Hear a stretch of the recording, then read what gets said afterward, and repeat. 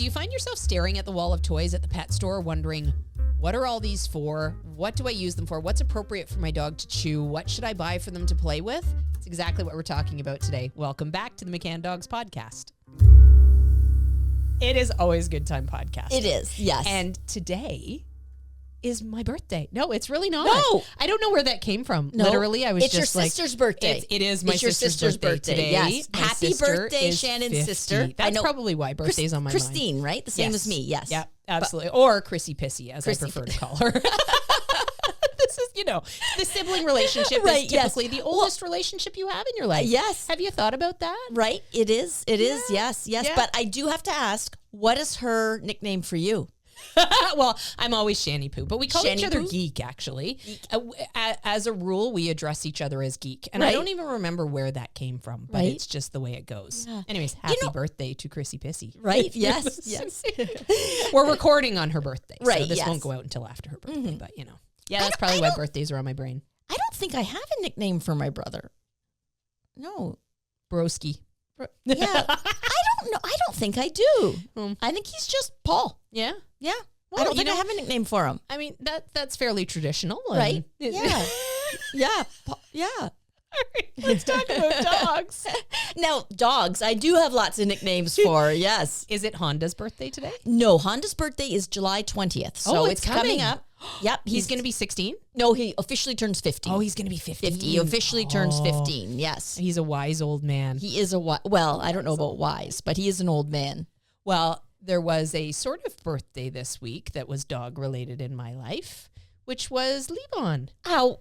Levon Weeks or turned months? 16 weeks. 60. So 4 months. So 4 months, Right. not quite technically 4 months, but Yes. yeah, 16 weeks. 60, and that's an interesting It age. is an interesting age, because yeah. they're transitioning from that baby puppy Yep. to that little bit older puppy, but they're not quite a teenager yet. So Exactly. yes. So Yep. have you seen changes? What I are have, the yeah. changes? I noticed with him that, we spend so much time together, of course. And right now I'm so in tuned with what he's learning and what he's doing that I'm noticing changes all the time with him. One day he'll be gung-ho for this one specific thing, and then the next day he'll have forgotten all about that thing. Right. So there's sort of rolling changes, but he's also really maturing at this point. Well, and he's just starting even to hit. visually too. Yeah. Like when I saw him today, I haven't seen him since last week, and in a week, I think, wow, like you're starting to get into that gangly. Absolutely. His Yes. all legs. Yes. I was comparing him to a giraffe earlier in the week. I said, I don't think he's taller at all. I think he's part giraffe. I think I made a mistake somewhere in trying to find a taller puppy, because this one's a giraffe. Yeah, he's all leg. All Right. leg. Yes. And it was funny today because 2 of our instructors have gotten new puppies from, and they're 9 weeks old. And so we had the 9-week-old puppy in our office with us, and Levon was suddenly not the little tiny puppy anymore. He's yeah. massive Right. compared to these little 9-week-old Yes. puppies. Oh my gosh, the growth is incredible. Last week I had him to the vet for his 4-month shots and checkup and all that, and he was just shy of 10 kilos. Wow. Which was shocking to me. That is a good sized Christmas dinner. It's a good size. I keep saying that to him. Yeah. You're going to be good eating when you grow up. When you're big enough, when we finish raising you up, you're going to be good eating. You know what? I'm still having so much fun with him. I've got blinders on, I'm sure, in some cases to some of the wild child little tendencies, but no, not really. I think I'm probably pretty in tune with what he needs to do. But I mean, truly, there are definitely changes. He is at this point, I'm having to not get after him, but I'm having to work a little bit harder when we're working in an area where there's potentially distractions on the ground. Okay. Like the training hall. This morning I was doing some breakfast training work with him. We get here quite early, about 7 a.m. And I was doing some breakfast training with him in the hall, and it hadn't been swept yet. And so there was little treats all over from classes yesterday. Actually, I remember I was one of the instructors in class last night, in the last class, and I remember there was some squash treats that somebody must have stepped on the floor. So they might have still been there. Yes, they were. So this morning when I was working, I was having to work through that, and I thought, you know what? I mean, once you're a dog trainer, you just sort of roll with the punches, right? I walk into a room, I'm not expecting there to be food on the ground necessarily, but there's food on the ground, and I'm not going to clean those up and put my puppy away while I clean them up and then bring them out. I'm going to work. Right. Okay. Yep. So there's food on the ground. I know that my goal is to stop him from wanting to eat that food on the ground, or stop him from eating that food on the ground, I should say. Can't really stop him from wanting to eat the food, yes, but I can stop him from actually eating the food. And I do that by making sure, first of all, I have control if I need to take control physically. So he is dragging a leash, even though he's safe and in the training hall, there's nobody else around. I'm accountable to myself, and I don't want to make my life more difficult by having to chase him and try to grab him, etc. I want to be able to easily control and step on that leash if I need to, or pick it up if I need to help redirect him away from those treats. So there was a couple of times we were working on some choose to heel games. Just we're starting to really build our loose leash walking skills, and I really want to make control position very valuable. So I play a lot of games with him where I'm just sort of moving around, and when he finds heel position, he gets a cookie for that. So basically, I set I stack the deck in my favor, of course. So I've already taught him that heel position is a really valuable place to be. I usually warm up with some actual guided healing, and then from there, I'll just sort of deke out of position. And when he goes, hey, where are you going? And he tries to catch up to find heel position, I'm going to reinforce that. Excellent. So basically, I'm just slightly starting to flip the script a little bit from me telling him what he should be doing all the time to allowing him to make some of the choices on his own, of course, set up so that he's going to make the choice I want him to make. And then from there, he gets rewarded for making that good choice. So it makes for a really powerful feeling with the dog. They're in control of their own stuff. And as we got closer to some of the pieces of the food on the ground, obviously that caught his attention. His nose was going, and then he found them on the ground, and we worked a little bit on some touch to get him to turn back to me from that food. We worked a little bit on rewarding that turn and making it a super valuable thing. And then from there, we worked on moving around those treats and me rewarding him as he ignored those treats. So there were several things that I did to sort of combat his desire to want to eat that food off the floor. But very quickly he went, oh, you know what? I'm not getting that, first off. So it wasn't valuable for him to keep trying for the food on the ground because he never got away with getting it. Exactly. Yes. If he had, you know, if I had said, oh, I'll wait until he's finished eating that food, or I'm going to try to call him, but I don't have a house line on, or I don't have a leash dragging, so I can't take control, and he grabs the treat and he runs away. If he finds out that it's valuable to eat that food off the ground, then I have a lot more to work through. But if he recognizes quite early that it's never valuable because it's never really an option, he never really gets to do it, and it's more valuable to ignore that distraction and pay attention to me, I am creating a really good listening and learning situation for my puppy. So it was great. It was a nice little impromptu training situation that I wasn't expecting to have, but I had it. And that's, you go with the punches, and you it's amazing how many little impromptu sessions can come up that are valuable. But while you were talking about food on the floor, we had You were getting hungry? Well, I'm always hungry, but we had a brand new puppy essentials class start last night with some adorable little puppies. And there was a little Shih Tzu Bichon mix, and his owners had named him Bounty. And I had mentioned, I thought that was a great name, but I was thinking more about, I didn't think of that at first. I was thinking of the ship Bounty. I thought, what a great name.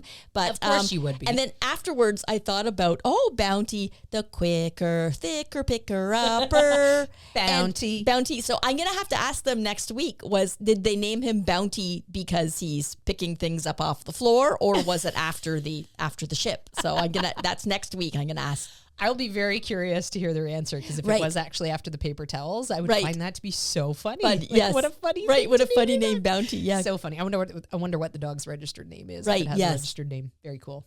Yes. Cool. Oh, well, it won't, because it's a Bichon mix. It's a Bichon Shih Tzu mix. Gotcha. Yes. Right. But then we have an instructor, Tammy, has Dyson, who named her golden after the vacuum. Yes.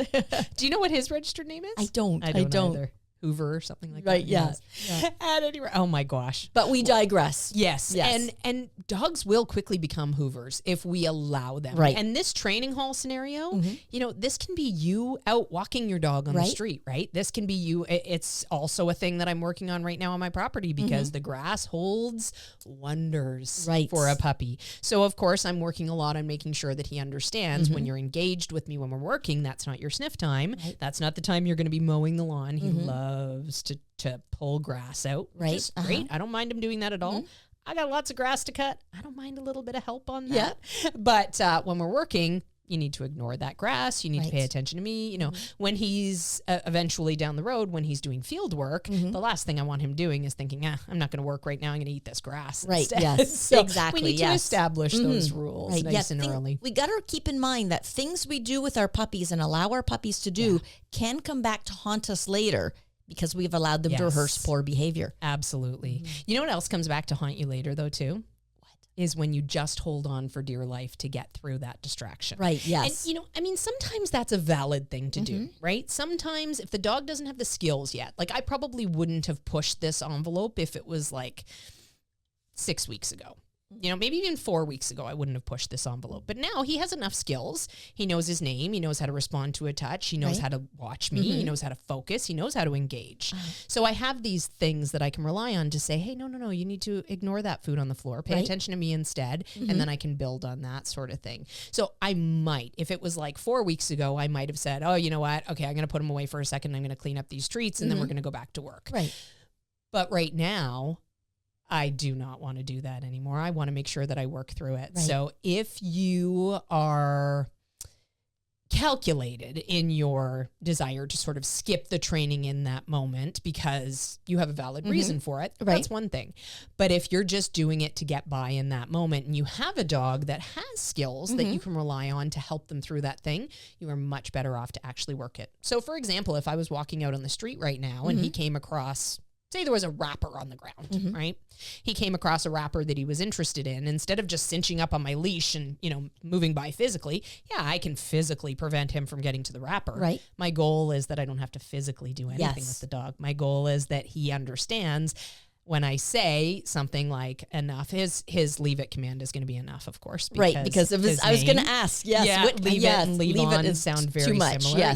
Yes. I don't really use leave it too much in my life, but I want to make sure that I have a way of stopping him in motion if he's headed towards something, but not one that's going to contradict his name and all the positives on that. But if there was a wrapper on the street at this point, I would go, oh, good training opportunity. And I would work some response to name away from that wrapper. I might work some enough away from that wrapper, whatever the skill that pops into my head at that point that's going to help drive us forward. That's the skill I'm going to go to. Right. Yes. Yeah. It's like when you first bring a puppy home, you puppy proof your home. Like I'm going to put shoes away. I'm going to get my kids to pick up toys, but that's maybe only for the first week because then after that, the puppy needs to live in my house and there's going to be shoes on the floor. There's going to be kids' toys dropped. There's going to be, who knows what on the floor in the house. So, now I'm curious what's on the floor in your house.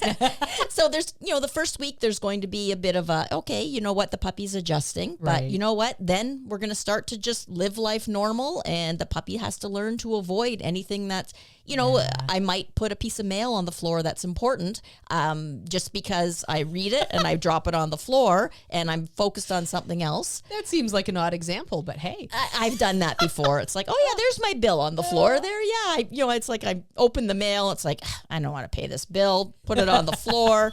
Then move on to something else. And then I come back and the bill's still there at the back door. Nobody's paid it for you. Waiting to get paid. Yes. That's a shame. Now, you know what happened one time? McCann's, for a while, many, many years ago, we had a daycare program. It was a training daycare, and we only took a few dogs into the program, and we did some very structured play sessions, individual play, group play, and some training with dogs. Yes. And for some reason, I don't know why, but Deb had, instead of my paycheck going directly into the my payroll, into the direct deposit, Debbie actually gave me a paper paycheck. Okay. And I was looking at it, and then I put it down somewhere in the daycare room. Oops. And one of the dogs grabbed it and was running with my paycheck. And I have a picture of it. I've kept the picture of it. And I managed to get it out of their mouth. But I was scared. I got it out of their mouth. And there was one bite out of it. Oh, no. And I was able to tape it back together. Oh, good. So, did the bank give you a hard time? Nope. The bank, good. Yes. The bank, no problem at all. I took it right to the bank. But my heart skipped a beat because I thought, I don't really know this dog. And it was a chocolate lab, I remember. And now he's running around the room with my paycheck in his mouth. And it's like, oh my gosh. So that is really funny. Luckily, I'm sure Deb would have written a new check. Yes. But how funny is right. that? She might not have salvaged it. Yeah, she might have said, Christine, you are a dog trainer.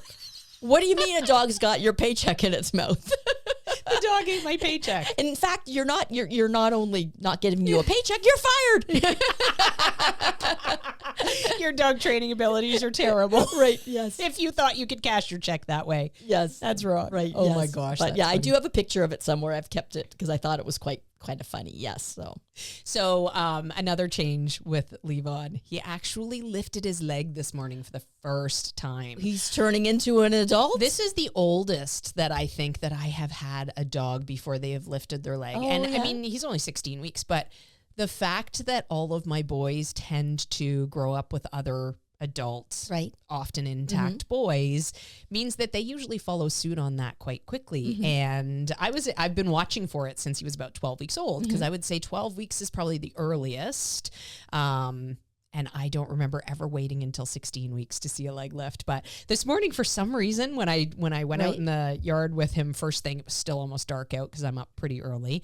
Went out in the yard with him first thing. I walked down the stairs first because he still likes to make sure that I'm with him there. So I walked down the stairs first, and he usually just follows me right away. Right. And this morning, he sat at the top of the stairs, and he was looking at me. It's about 6 stairs. He was looking at me, and I was like, what are you doing? Like, this is our routine. Every morning we get up, we come outside, we go for a pee, and then we go back to bed for a bit and snuggle. Like, what are you doing? Why are you sitting there watching me? And so I encouraged him down, and he was like, oh, okay. And it was sort of like he forgot what he was doing for a second and just decided to sit there. So he came down, no problem, when I encouraged him down. And then he did this like weird maneuver with his body, and it almost looked like he was about to poop. But at the same time, he lifted his leg. So he was in this sort of hunched poop position with his leg up. And he peed like that for a while with me staring at him going, oh my gosh, are you trying to figure this thing out? Oh, that's And then funny. he kind of toppled and finished the pee with both feet on the ground. Yeah. But it's coming. These things mark are it on the changing. calendar. Yes. Yes. Well, hopefully he doesn't mark on the calendar. Put a yellow, use yellow to mark that on the calendar, a yellow Sharpie. Exactly. Yes. So now I'm going to be watching him. I'm already watching him really, really closely in the house all the time. He's never not supervised, but I'm going to be watching for his first attempt to go, oh, I'm just going to lift my leg on this thing here in the house. Because they always try. Yeah. There's always a first attempt with boys. This is what they do. And I've never had a boy who hasn't tried lifting their leg in the house. And the reason that they only try it once is because I'm watching for it and I catch it right away. Yes. So the second he does that, oh, what are you doing? It's going to be an alarming moment, and I'm going to run him outside, and I'm going to let him know. And I doubt he will do it again past that. Knock on wood. I hope I didn't just jinx myself. But you actually heard that through the mic, I think. I can hear it in my earphones. My wooden head. Yeah. Has he started teething yet? Any signs of teething? Yeah, he's missing his 2 front teeth right now. So, of course, you know how I'm making fun of him at this point. But yeah, he's missing those 2 front teeth. Yeah. The sides of his cheeks right now are huge because he's got these giant molars coming in. Oh, right. But his mouth doesn't even look big enough to house them yet. So I'm sure his mouth is a little bit of a mess right now. And from day to day, it changes. Right, so I basically let him take the lead right now, and I sort of follow along. Like when we're playing with toys, when he's tugging, that sort of thing. Right. I will hold the toy, and I play a lot with his body when we're tugging. So he likes rough play. As soon as I try to play gently with him, he's like, I'm out of here. I'm not interested in that. Like, don't waste my time. Right. But as soon as I start, like when he first came home and I was like, oh, he's so little and delicate. He's only 8 weeks. And I was just doing these tiny little gentle motions. He didn't want anything to do with it. Right. As soon as I was like, okay, you know what? You want to play rough? Like give him a little shove away. He came back at me like twice as hard. This is exciting. This is fun. So yeah, we now play rough because I know that's what he likes. Have you found any teeth? I haven't found any teeth, but there's no tooth fairy visits. No tooth fairy visits yet, but I might make a fake one so I can give him $5. I don't know. What's the running rate, actually? I think it's probably like $50 per tooth now for kids. Oh, or something. Yeah. I don't know. Now The running rate. we never had the tooth fairy come into the bedroom. Okay. Yeah. Ty. That's probably good. It's kind of creepy that Right, somebody would yes. come into your bedroom Well, at that's night what, and yeah, be- Ty did not like the idea that the tooth fairy was coming in his bedroom. So we always left the tooth on the TV stand downstairs. And usually he got a toonie, I think. Okay. So that would have been, 15, 16 years Yeah. ago. Inflation and the cost of living has really risen, though. Right, So yes. I'm gonna. And the price of tooth. Like she can of sell them. teeth. She can sell them for a lot more now. Yeah. Yes. Ty also never wanted the Sandman to come visit him either. Yeah. Yes, he did not want It's creepy. a man coming in the bedroom at night and putting sleep in his eyes. Yeah. Yes. I don't blame him one bit. Right. So I let the Sandman know. Nope, Ty does not want any sleep in his eyes. Don't worry about it. And the tooth fairy, would try the bedroom window and end up having to come in through the front door. Excellent. Yes. Excellent planning. Very good planning. Yes. Now, you could always leave a note too, so that she has good direction. but Right. She figured it out. She figured it out. That's Yeah. And great. I put a baby gate so the dogs couldn't come in there either too. Yeah. Oh my gosh. Yes.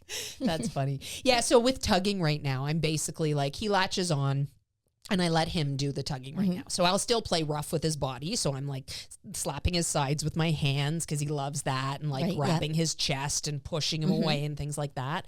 But I'm not actually tugging on the toy right now because I don't want to cause discomfort. I Right. don't want him to lose the tug that he is so good at. He loves tugging, and he is really, really intense with his tugging, which I love. So I don't want to lose that by making it into a negative experience. So I'm being very cautious right now yeah. and letting him sort of set the pace. Yeah. How about with his regular chew toys that are on the floor? Is he still interested in chewing? Yeah. Oh, he's chewing voraciously right now. So right now, he always has access to chew toys. Okay. And I don't like to have him have access to too many chew toys because I don't want him to skew the line of what's his to chew and what's not. Right. So he's typically in his crate or he's in an X pen. He's always supervised. There's not a lot of times where he's wandering around to find stuff laying on the ground. However, when he is out, when I've got the room sectioned off and we're hanging out in the room, for example, I always make sure there's only one chew toy available on the ground because I want him to clearly be able to identify that chew toy. Yes. And that chew toy. People often have like 6 or 7 toys out, and the puppy is so overwhelmed Absolutely. that they don't even make the right choice. Yeah. Yes. Well, and puppies they're not fickle, but maybe fickle. Right. Yeah. About their toys. Like they might chew one might be the best toy in the world Yeah. for 20 seconds. And then something else catches their eye and they're off and on to that thing. Right, yes. And then that becomes boring and they're off and on to something else. So It's like when I go in my garage, do I drive my Porsche? Do I drive my BMW? Do I drive the Corvette? There's so many choices. There's so many choices. That they just become blah. Yeah, and then I think you must get overwhelmed by the end of the decision-making tree, and you just end up taking your Toyota. Right. So I've decided just to pare it down to one Toyota RAV4. Yep. Got rid of all the other ones. Good call. And now it's easy. I walk out and then I look in my garage and there's one car. Yep. So I don't have to stand there debating. I just it. hop in it and drive. I love it. Yeah. I absolutely love it. We're going to put more cars in your garage so you have to make a choice again. Actually, I don't even have a garage. Oh, have I been duped? I just got an old driveway. Where'd your Corvette go? That's funny. Yeah, just that it's like going to a restaurant and you're starving, right? You're starving and you look at this giant menu and you're like, I can't decide. Everything looks so good. Right. If you are starving and you go to a restaurant and there's only one thing on the menu, it's only a hot dog. Yep. All you get is a hot dog. Yep. It's a class restaurant. Yes. It's a classy restaurant. If Well, you all have a there is choice. to eat is a hot dog. Boiled or microwaved or barbecued.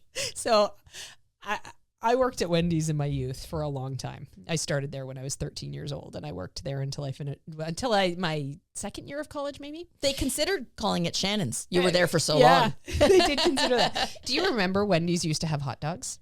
No, I don't. Wendy's used to have hot dogs. They were boiled hot dogs. Uh-huh. And they would boil for a very long time. Very long time. It's actually it's a quite a memory in my head of these hot dogs eventually turning green because they were in the water for so long. Oh my goodness. I don't think we ever served them like that. No, but right. Most people didn't order them either. I think Right. that's why they stuck around for so long. Yeah. And that's why they were eventually taken off the menu. Right, yeah. I had no idea Wendy's had hot dogs. I always Wow. think about them when I think about boiled hot dogs. Oh my goodness. All right, so What Armor hot dogs? Isn't there Armor hot dogs? Isn't there Armor hot dogs Armor hot dogs. from The Simpsons? Isn't there? Oh. Yeah, I'm maybe trying to that's maybe think- a U.S. hot dog. I don't know. Yeah, I'm I trying to wish I were an Oscar Mayer wiener. I'm trying to That's the think one of I it was for thinking of. Albert. I'm trying to think of the Armor hot dogs. I don't know it. Yes. Yeah. We were already talking about the tiny little baby sheep. Remember they Right, go yes. to that petting zoo or whatever, and they're Right. looking at the baby sheep. Yeah. And there's this really cute like adolescent one, and they all go, oh. Yeah. And then they look left, and there's an even smaller one. Oh. And then they look left again, and there's a tiny one with a bow, and they're all like infatuated Right, with yes. this tiny little baby one, and then the middle one goes to move in front again, and they go, get out of here. Yeah. When we were looking at the baby puppies Right, yes. versus Levon today. I was Yes, thinking of that, yeah. Get out of here. You're not cute anymore. No, he's still the cutest thing. Yeah, he is. Yeah. So yeah, I try not to leave too much available for him. I always Right. want him to have safe chews. There is zero question right now that he is teething and he needs something to help alleviate that pressure. I'll do things like put a little bit of peanut butter, some yogurt, that sort of thing into a Kong and then put that in the freezer. A lot of the times that cold Right. really helps to soothe their gums. Yep. But he always has access to a safe chew toy. So whether he's in his crate, in the X Pen, or whether we're hanging out in the living room together, there's always a safe chew toy. And So- what type of interactive toys are you playing with right now with his teething? Yeah. So the interactive toys are the ones that we play with the dog. So interactive should be self-explanatory with that. But what's not self-explanatory is that the dog never has access to that interactive yes. toy when I'm not actually playing with the other end of it. So I have some long bungee type toys. I've got some fuzzy toys. I just got a new toy that has like, I don't know what you'd call the material. It's sort of like, you know, that car washing gloves that you get that have like a lot of chamois, long, a chamois Well, or not? not No, a a chamois, chamois, but they the have a lot lamb of skin. Yeah, pieces coming off right. them. Yes. So I just got a toy like that. It's got all sorts of things coming Right, off it, plus a bungee tug, and it's just great. And I keep bringing that one when we're out and about on the Right. property. I tuck it in the back of my pants so that he doesn't know it's there at all. So I Right. tuck it in the elastic band of my pants, and I actually cover it with my shirt. Right. So he thinks that this toy just magically appears in my hand and then magically disappears because Right. I always make sure he's not watching when I tuck it away, and I always make sure that I pull it out while he's not watching so that I can sneak away and go, leave on. And then when he turns, I can say yes, present Right. the toy, and I take off and run in the opposite direction, and he chases it. And of course, he can catch it because it's nice and long. Right. And he can catch it without hurting himself because it's got the bungee, and we just have a blast with this Yes. toy. And it's really building value for his recall and response to name on the property right now. Which is important because I have Yes. a lot of wildlife and I really need him to have as solid a recall as Ned does. So we're working our butts off on Right, it, yep. but we're having a blast at the same time. So yeah, the interactive toys are things that might pose a danger to the dog if they were left Right. to chew them. Yes. So things that have material, things that have strings, things that are not meant to be eaten. So Tennis balls are one of them. tennis too. balls. Yes. Yeah, absolutely. Oh, tennis balls will cause blockage too. There's so many. Actually, didn't Robbie scramble?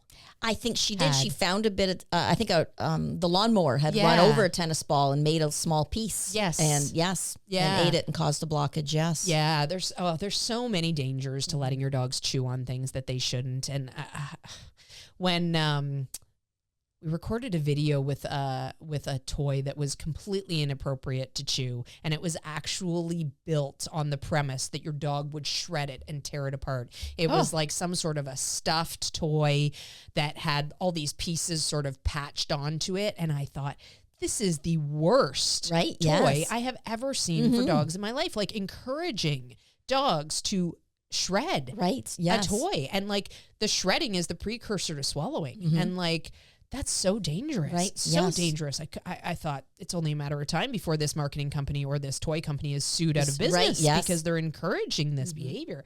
Oh my goodness. Yeah. That was in a video a few years ago we went shopping and we had some commentary Right, on the different things that you can buy for your pets and what's safe and what's not. And right. this one definitely was not. So I always aim for things that I know are either not going to be ingestible at all, or if I know that they are going to potentially be ingested by the dog, they need to be 100% digestible, which means I don't use rawhide. I don't use anything as a chew toy that could come apart, that pieces could come apart. I always make sure that if there is a chew that they're meant to eat completely, it's completely safe for them to eat. And if it's a chew that is not meant to be eaten completely, it is solid enough that they can't get through it. Right. Yes. So that's the important piece. So when you bring home a new toy, what are your steps with it? Say it's a chew toy. What are the steps that you use to deciding whether it's a safe toy? Yeah. So I think experience is what drives me for the most part. So knowing that this history of 25 years in dog training, knowing that that's caused blockages, that's caused problems, etc.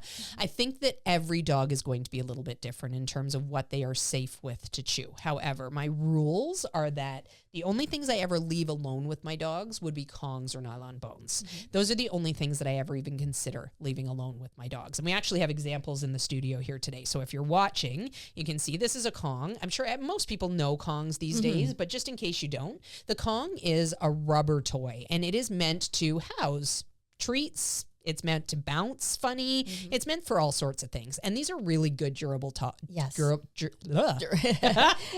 durable toys for the overwhelming majority of dogs. Yes. However, there is no perfect toy out there. There's no perfect chew out there for any dog.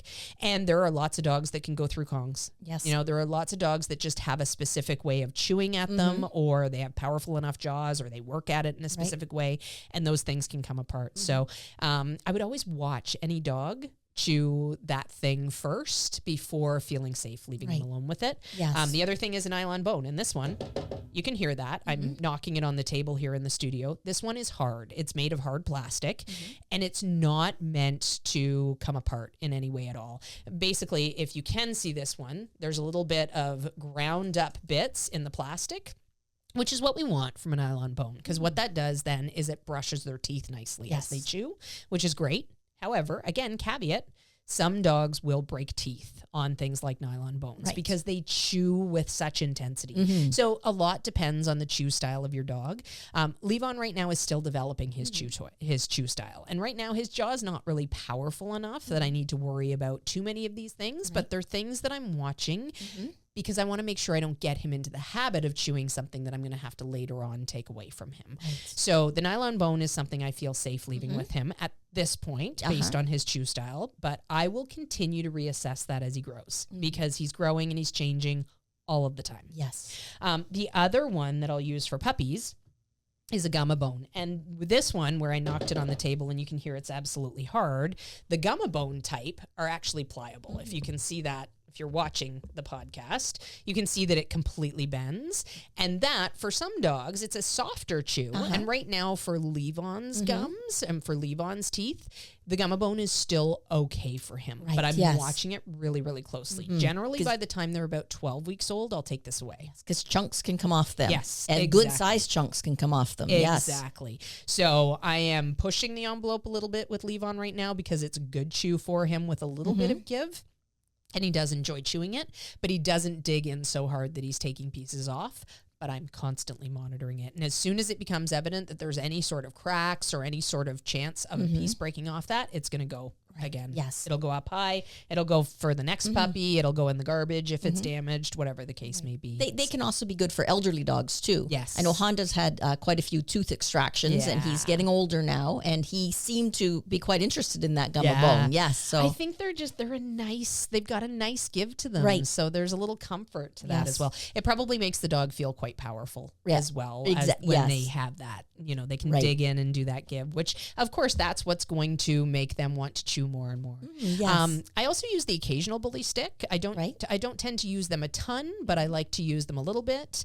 I find that they provide a really nice chew, and I also find that they provide a nice opportunity for the pup to chew with me. So I'll have the bully stick and I'll have some snuggles on my lap, and as the pup is chewing the bully stick, they're learning that I bring good things. I'm not a threat to them when they have something valuable. I'm actually there providing them with that valuable thing, etc. So I like bully sticks for that reason, but I find they're way too expensive to give constantly. Right. Like Yes. even now and at this they're point, very rich too for a puppy system. yeah, Yes. absolutely. And at this point, Levon can go through them. If I give him a 6-inch piece, I mean, he can go through about half of it, I would say, in half an hour, 40 minutes. So it's not a long lasting chew with them. And they're so expensive. They are, yes. Oh my goodness. And when you go to the pet store, there's an overwhelming assortment of chews. Yeah, edible it's why we chews. can't decide. Right? There's too many. They should just have, Yeah, here's open one chew. Yeah, we'll open a pet store. We're only selling one chew. We should open a whole mall. And every single thing, it's like you're going to buy a car. That's your car. That's it. Right. You're going to buy a ring. You get that one choice. Right. That's all you get. Yep. We would fail miserably. You need a T-shirt. There. That's the only one we carry. We would fail miserably, but the transactions would be so quick. Right. Yes. And we might get some people too who are, you know what? Often I go into a woman's clothing store and I'm not a good shopper and I just want the sales lady to come and just choose something for me. Like, this will look good on you, Christine. Just wear this. Yeah. Here's your size. Here's your color. Yeah, and here's your bag. Great. Yeah, out you go. Right. Yeah, I don't enjoy shopping, so I don't enjoy the hunt of shopping. It's like, please just bring me something that looks nice on me. Yeah, I don't enjoy the hunt for shopping for clothes. That's for sure. I'm not a clothes person. I'm no fashionista. Are you surprised? I'm shocked. Shocked, Shannon. It's every day you have the best blue shirt and black pants on I've ever seen. It's true, and I didn't even pick this. Right, yeah. I let someone else pick it for me. That's the worst part. Yes. Everything that we carry in our store are things that we believe strongly in. They've been tried and tested for many, many years. If you would like to check out what we have to offer, go to mccandogs.store. We have fabulous puppy toys for both interactive use as well as chew. When I go to the pet store, I always have in mind that I'm going to be overwhelmed, but you know what? Stick to the tried and true things. So I'll ask the breeder and I'll ask my veterinarian. That's a good idea. I'll ask dog trainers. I'll ask the people at the pet store. Some pet store employees are going to be more knowledgeable than others. Absolutely. And what works for the pet store person's dog may not work for your dog too. So veterinarians are a great source because they're the ones that have to deal with the medical issues that arise from toys. Yeah. So they are a perfect person to speak with. Absolutely. Absolutely. Definitely a good resource for a lot of good information. Right. Yes. Now, how about when you choose interactive toys, you definitely want something that's durable. Oh, yeah. Now, do you find that some of your puppies have enjoyed like squeakies, some haven't enjoyed squeakies? Is there, all of my dogs have enjoyed squeakies. Right. Yeah, too much. Too much. Too much. Honestly, I think that's another thing that makes them feel powerful. Right. And I think and that's the point, of course, is that they squeak it and it sounds like an animal in peril and that excites their prey drive. As awful as that sounds to our delicate human nature, they're predatory creatures. Right. Yes. And when we appeal to those drives, we can channel them, which makes it worthwhile to have that predatory instinct top of mind, right? So that you can control that predatory instinct. Right. And you can teach the dog to direct that towards you in some sort of a productive way. Right, yes. And you mentioned too that we never leave interactive toys on the floor. Yeah. So what only bills. Right. Oh yeah. Only mail. So how do you put away an interactive toy? So you're playing with the dog and you're like, okay, I'm done playing, or the puppy's done playing. Yeah. What do I do with this toy now? Okay. Yes. So the big mistake that people make with this is they keep playing until the dog is exhausted, or they keep playing until the dog loses interest. So that is the thing I try to avoid the most when I am playing with the toy. So for example, this toy that I was just talking about wandering around the property and pulling it out of the back of my pants. I want this thing to appear like magic and him to go, oh, there it is again. That's the funnest thing. Right. So this is not a toy that I'm ever letting go of right now because I don't want him to, wander off and start chewing it. I want this to be interactive between us, tugging only. Right. There will be a point down the road where I'm sure I'll introduce retrieving with this toy. He's got a good little retrieve developing. He still has some tendencies towards wanting to, once he gets to a certain point in the retrieve, he'll go, okay, I'm going to go over here and lay down and chew this a bit on my own. So that's the part I'm trying my best to avoid. Right. I don't want to get to that part, regardless of whether we're retrieving or tugging. I don't ever want to get to the point where he goes, meh, okay, I'm done with the game. I want to go hang out and do my own thing with the toy. I want that interactive toy to always mean, Shannon's got something amazing. Right. I'm going to play with Shannon. So I make sure that I put it away while he is still eager for it. If I put it away when he's like, okay, I'm going to go chew it on my own now, that toy, the next time I bring it out, it's that much less valuable. Yes. If I put it away while he's still going, oh my gosh, I want that thing. It's so great. Right, yeah, let's play that. While he's still tugging super hard, etc. I'm going to have a dog that the next time I bring that toy out, he goes, there it is again. And that excitement is right there. Yes, you're building a lot of hype. Yeah, exactly. And that's the thing I'm trying to do. When I want to build toy motivation, I want to make sure that I am playing into the right emotions. And if I'm making my dog tired or if I'm making him disinterested, that emotion is going to follow us as that toy comes out the next time. Whereas if I put it away, and I even tease him a little bit when I put it away. So I go, you want this? And I get him like jumping for it a little bit because he's allowed to when I'm encouraging him. And then when he goes, yeah, I really want it, I go, and I put it away. Right. So it goes away. And then the next time it comes out, it's really, really, really exciting for him. Right. Yes. Yes. So you are in control of toys for him. Yes. And that makes you a valuable person. Yes. It makes you the leader. You got it. Absolutely. Yes. He can't just wander off and find his own fun toy on the floor. He has to focus on you to receive that fun. Yeah. And I actually I want to touch a little bit on what I was just talking about and people wanting to play until their puppies are exhausted. A lot of the times people want to do this because they want a quiet puppy and they want their puppy to be relaxed so that they can relax. You know, maybe they've had a long day at work and they come home and they have to entertain the puppy and tire the puppy out. So they're trying really hard to tire the puppy out. And that's why getting the puppy to exhaustion point is very appealing to them. But here's the thing. So there's a couple of really problematic things with that. One is what we just talked about. It makes the toy less valuable to the dog overall. But the other point is that you get your puppy into overstimulation mode versus tired mode. Right. And it's counterintuitive because we're always thinking, well, the dog needs to be tired, so they'll relax. If they are overtired, they can't relax. Right. Yes. And that's the problem with puppies. We get into overstimulation, toddlers as well, same thing, right? The toddler stomp, I don't need a nap, I'm not tired. Right. Yes. That's like our puppies, right? Exactly. So, an intense play session that drains some energy and a nice trick training session or skills training session. That's what I was going to mention, that you can bring out a toy and play with it and at the same time be teaching skills. Yes, exactly. So you can be teaching, an out command. You can be teaching a wait command. You could be teaching good manners around toys. And it's that mental exercise that's going to help tucker the puppy out. Absolutely. Right. So not just crazy play, it's mental exercise. Yeah. Think of when we have children, we want them to calm down. We get them to do a puzzle or maybe some coloring because those are calming things that use their brain. Yeah. So what skills you teach around the toys? Oh, love this question. Exactly what you were talking about. I teach him to take the toy on command. I teach him to drop the toy on command. I also teach him how to play with the toy. Okay. So for example, if his mouth slips off, which this is an example that's realistic. Yep. I mean, puppies are clumsy with their mouths, but they need to learn to control them. So if his mouth slips off the toy and grabs my hand, we're going to end the game. I'm going to let him know that that's not acceptable. I'm also building emotional control with him. So I spend a lot of time saying, here's the toy.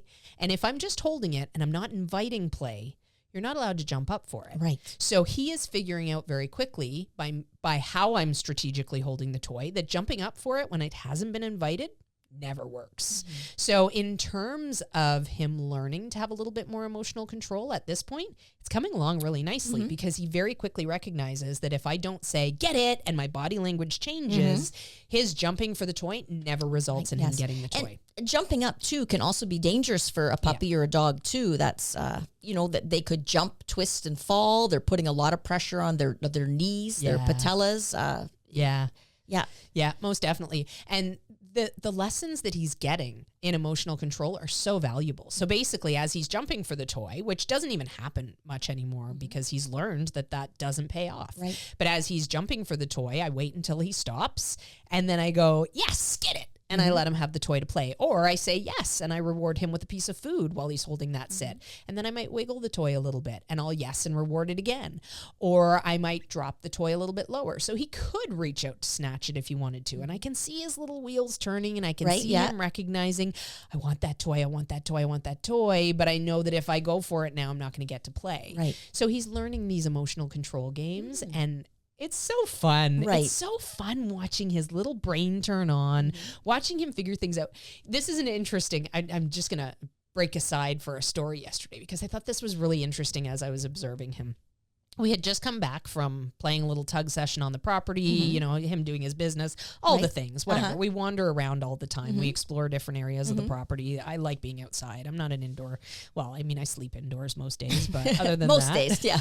You often, I often bathe get in to the work and wetlands. see Shannon passed out in a field. Yeah. I just bathe in the wetland and, you know, I sleep in the grass. No, I'm not quite that wild, but I could be. I think I could be easily convinced. Right, yeah. Anyways, so we came back up and I put him, I have an X-Pen set up in my, on my deck. So I put him in the X-Pen and I went to get him a drink of water. And typically what I do is I have a bowl of water in the X-Pen already, but it was empty. Right. So the X-Pen's closed, he's inside it. So I just grabbed another bowl, went into the kitchen, got some water, came back to the X-Pen with it. And I knew he was thirsty. So as I'm going to get into the X-Pen with him, it's the same bowl. It's just a different, like it's the exact same model of bowl. Yeah. So they both look the same. And he's already checked the bowl on the ground and said, oh, that one's empty. And as I come in with the bowl, I see his wheels turning and he looks at the bowl of water and he knows it's a bowl of water because this has happened over and over and over again. And instead of waiting for me with that bowl of water, he went to the other bowl and started trying to drink out of it again. And then as I put the bowl that actually had water down, he just moved over to that bowl and solved that problem. But I thought, that's so interesting. I don't know if I've ever done that switch before. Right, yeah. And he clearly associated water, but he didn't understand. And this is where I just find dogs so fascinating. We assume so much understanding of these complex things that we take for granted. He didn't understand that the water coming in was going to provide the water. He thought association water, go to the bowl. Right. Which, like the empty bowl, which I just thought was so fascinating. Right, Like, yes. eventually that won't happen because he'll understand that the bowl of water coming in is the one that contains the water. But without that knowledge first, his assumption was that the water would just somehow appear in the empty bowl. I just thought it was such a cool very thought. interesting, yes. I just thought it was such a cool thought process. And of course, maybe he was just sniffing a bug in the bowl and I just overanalyzed it. But I really saw the thought process go and I thought, you're so fascinating. This is what's amazing about puppies because our adult dogs, they pick up on all our nuances and all our subtleties. And like they take those cues so well. And we assume that means they have this basic understanding of things like physics and they don't. Right. Yeah. They don't. And it's so fascinating when you see a puppy and you're like, you haven't created the associations yet that make you understand this world. You're still working on that. And that was a really interesting thought process. Yes. Yeah. It's so, they're so interesting puppies. They really are. I love watching the learning process. I really do. I really do. Well, I know we have a box of questions here. We do have a box of questions. Did I finish answering the, yeah, we talked a lot about the play and the emotional control thing. Yes. So yeah, that's perfect. Okay. Do you want to go first? I'm going to go first. All right. Okay. Drum roll. Oh, okay. Oh, you picked the smallest one. I picked the shortest question. Yes, yes. The shortest question might be the biggest one, though. I meant smallest in terms of being able to read it. Yes, yes. Can a 7-month or older puppy still learn this? Are they too old to learn at this age? I can't remember which video that came from, but let's just apply it to chewing. To chewing?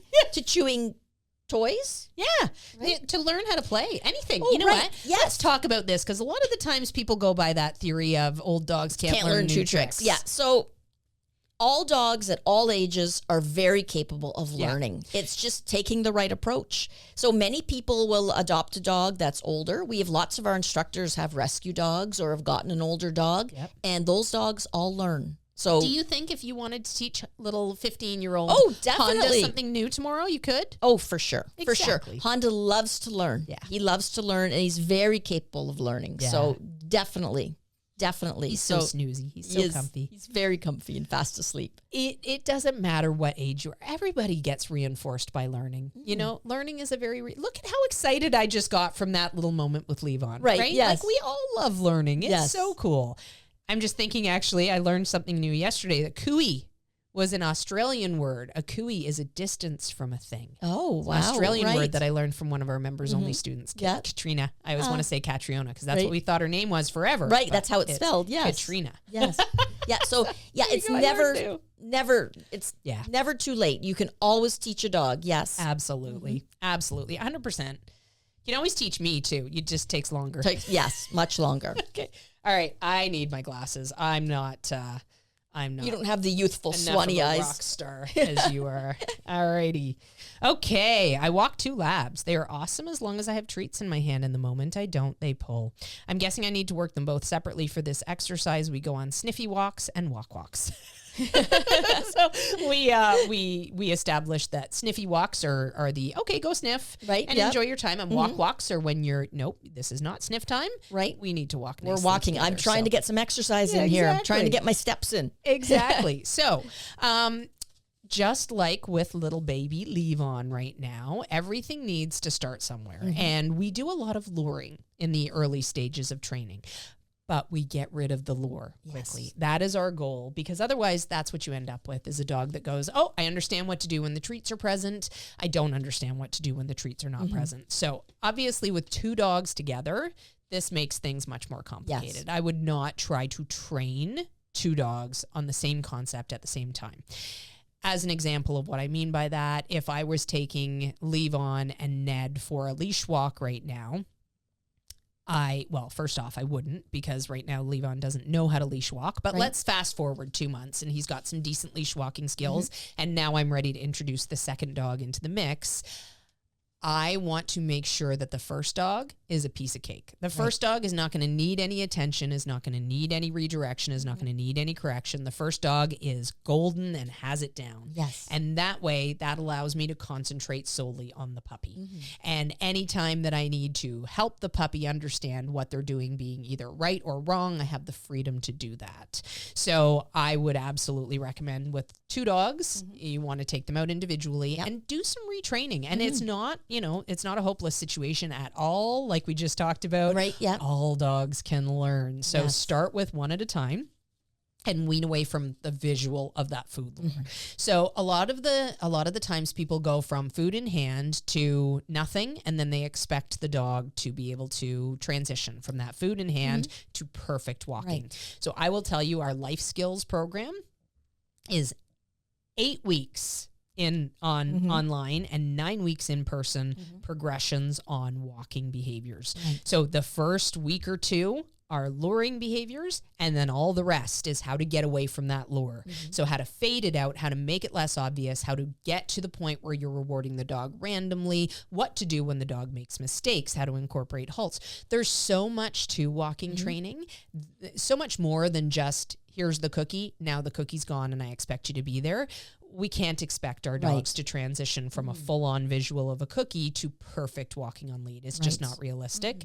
So we go from that cookie right there in visual to say this is a valuable position. And we were talking about Levon doing choose to heel games at the beginning of this episode. Yes. So I'll use that as an example.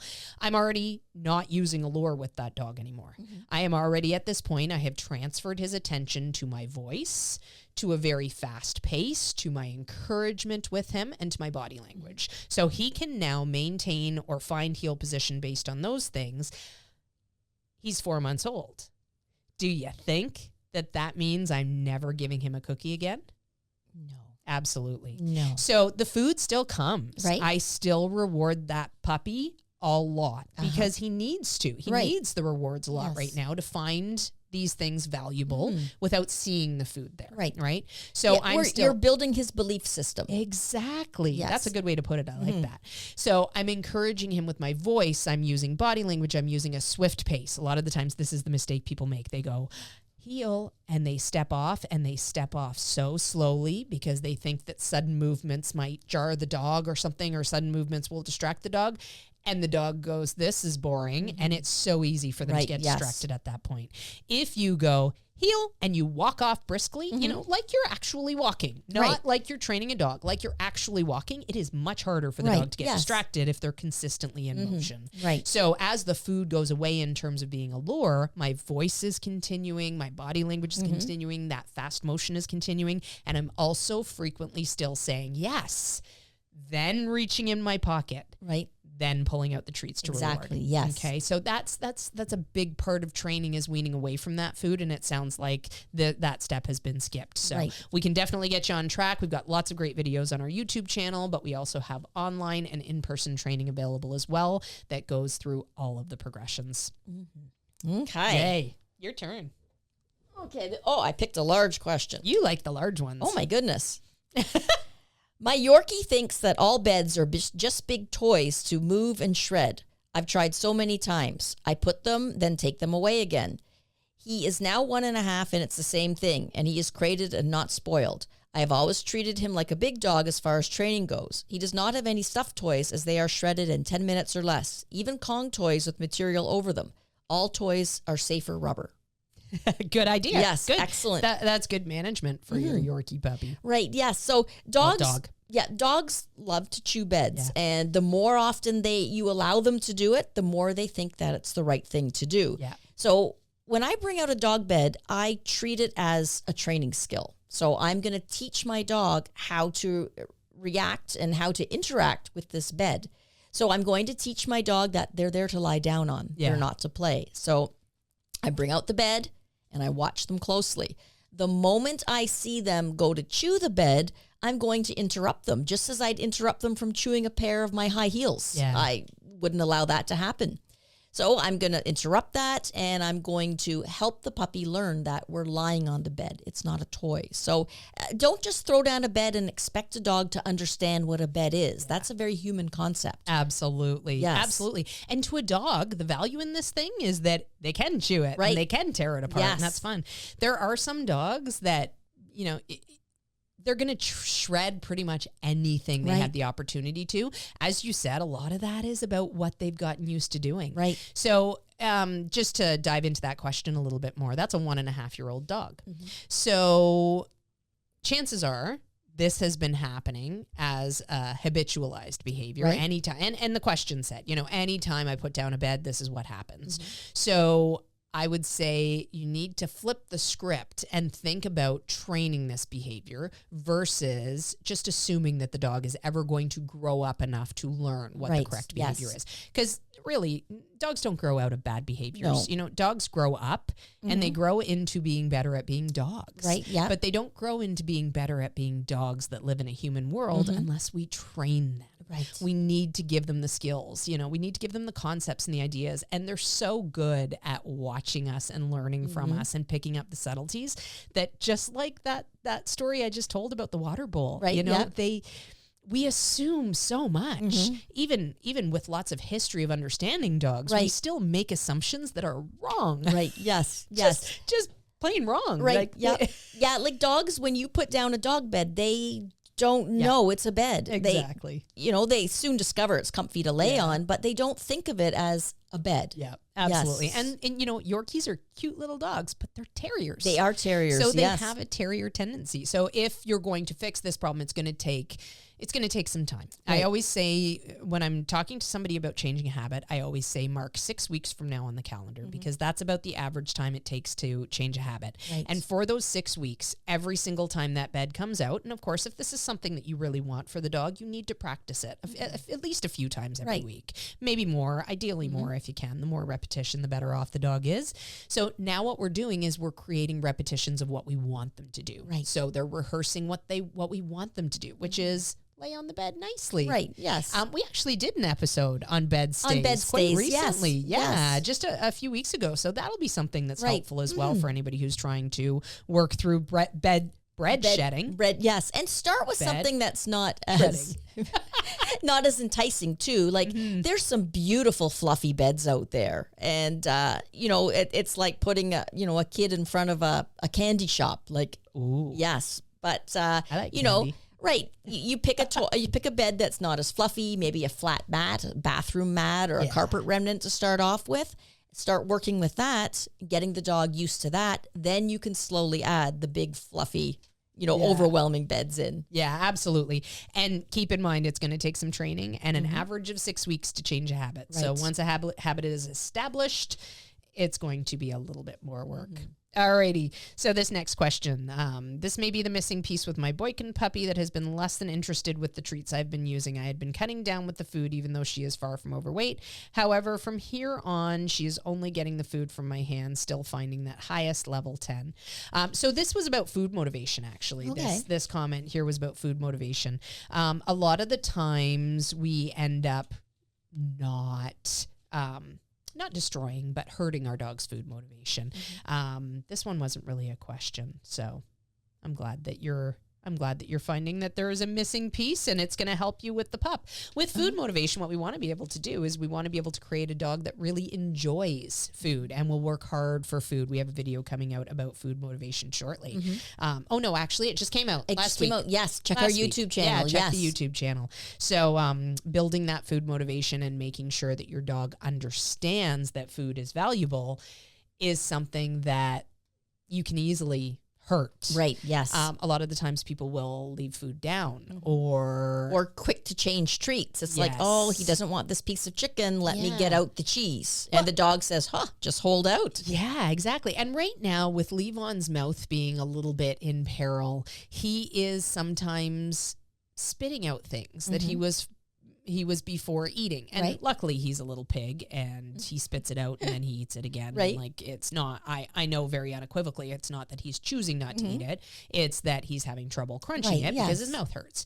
But a lot of the times that can happen and people go, oh no, he doesn't like it. And they go to something else right away. Right. Yes. And that is so detrimental. Even if he spat it out and said, oh, I don't like this thing anymore and didn't try to re-eat it, I still would not cater to him in that scenario. I wouldn't. I simply wouldn't. It creates too much of a monster. The last thing I want to do is have to battle my dog to eat for the rest of their life. And there are a lot. This is happening a lot more lately. Right. Yes. We get a lot of questions. Yes. We do. And I never used to answer questions about dogs and food motivation.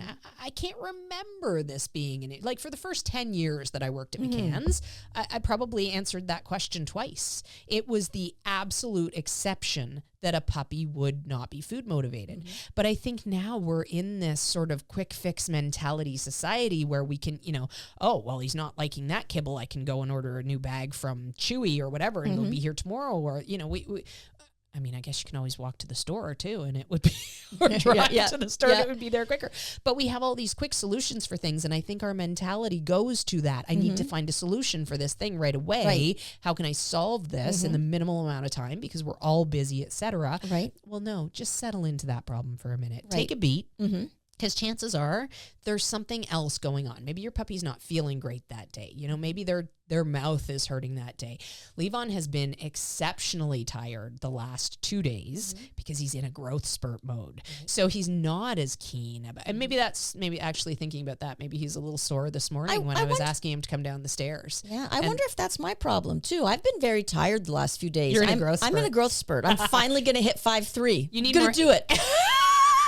Gonna do it. You need more candy. I was going to say, but you threw me off. That's so funny. Oh my gosh. You can do it, Swati. I can do it. I want to be 5'3". It's about time. I'm tired of being 5'2.5". Oh my gosh. Oh, you're so funny.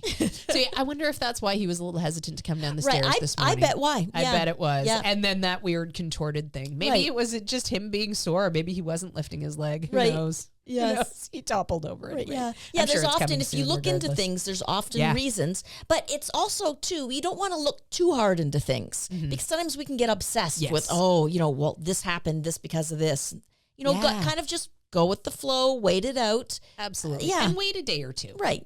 Wait a day or two and see what's going on. No healthy dog is going to starve themselves. Exactly. If you are concerned about the fact that they're not eating, you need to check in with your vet. Right. If they've gone for a period of time without eating, maybe I don't even want to venture a guess. Every dog's going to be a little Right. bit Yes. different. Every person's going to be a little different. My Saluki could really hold off on eating as a puppy, and I could have easily fallen into problems if I had tried to cater to her. About how long would she hold out, just out of curiosity? I bet she could go a day and a half without having anything. Gotcha. Anything. And then when she did eat, was she ravenous at that point? No. Or No, she was just, I wasn't hungry for a day and a half. So...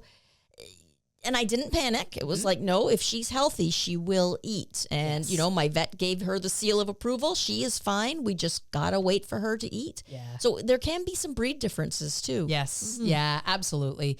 I think it was probably a real big exception to most rules to hear about dogs not being food motivated before, whereas now it seems to be coming up a lot more. And the big difference, I would say, is people catering to and getting these getting right into fixing a problem that's not necessarily a problem. Right. And then the dog recognizes that, oh, you know what? If you put that down and it's not the most exciting thing in the world, if I just stare at you for 30 seconds, you give me something better. So even if I did decide, okay, so here's a scenario. Jaden, when he was a puppy, he had a really hard time with all sorts of different kibbles. I had to bounce him from kibble to kibble, trying to find something that would work for him well. He would either be lethargic, he would vomit stuff up, his poop would be loose. There was all sorts of things. Right. This is going back a long time, so of course the details are foggy. 2001 was a while ago, but it was something that was different for me, right? He wasn't as keen of an eater. And I would push with that one thing for a long, long time, but I would also note the physical symptoms. Yeah. So, okay, this one's definitely not going well with him because he's got diarrhea. This one he didn't even want to eat and turned his nose up at and felt sick about all of the things that were, sort of gut feelings. Even though in those situations, there were several times where I would offer him food and he would turn his nose up at it. In those moments, my reaction would always be, even though I was sick with worry about this, I remember being so stressed about this dog, actually. This is all coming back to me now that I'm talking about it. I haven't talked about this in a long time. So there would be times where I would offer him food. He would turn his nose up at it because I think it just made his stomach turn, to be quite honest with, or he had associations of it making him feel bad as he was eating it, whatever the case may be. But I would never have in that moment said, okay, let's try this instead. Right. I would always, all right, well, I'm going to put the food away. You don't want it. I'm putting the food away. Even if it is, an hour later that I try again. Isn't that like you with gin though? You have so many bad associations. Isn't that tequila? It's tequila, not gin. Everyone's tequila story? I am not a hard alcohol person at all, but I actually do enjoy the smell of the botanicals in gin. Right. But that's about as far as I get. I like gin. I haven't had a bad experience with it though. I'm not. I haven't had. No, I'm not a partier. Yeah, but in my youth, I mean the typical teenage stories. But I don't have a lot of alcohol-related bad stories either. So that's a good thing. That's good. But yeah, the act of making sure that you're not associating those two things together is the point that I'm trying to make here. So making sure that your dog doesn't see you go, okay, I'll offer you something different in this moment instead. Psychologically, that has a huge impact. Where they go, okay, I just wait. I just hold out. Yeah, they got a million things in there. Yeah. They're going to bring out the right one eventually. They're going to bring out the good stuff. Eventually they'll order caviar. That pizza. Caviar is coming. Have you ever eaten? I've never eaten caviar. I can't. I don't know. I'm curious because people who love it. Yeah. But what it is fish eggs freaks me out. Yeah. Yeah, a little bit. Yeah. Yeah. One day we're going to have to sit down to the podcast with a big plate of caviar. Oh, and crackers. I'll just eat the crackers. Okay. We'll let Honda eat the caviar. On that note, I'm Instructor Shannon. Instructor Swati. Happy training. The McCann Dogs Podcast is brought to you by McCann Professional Dog Trainers. We help dog owners to have a well-behaved, four-legged family member. Please give us a call at 905-659-1888 or visit us at mccanndogs.com. Happy training.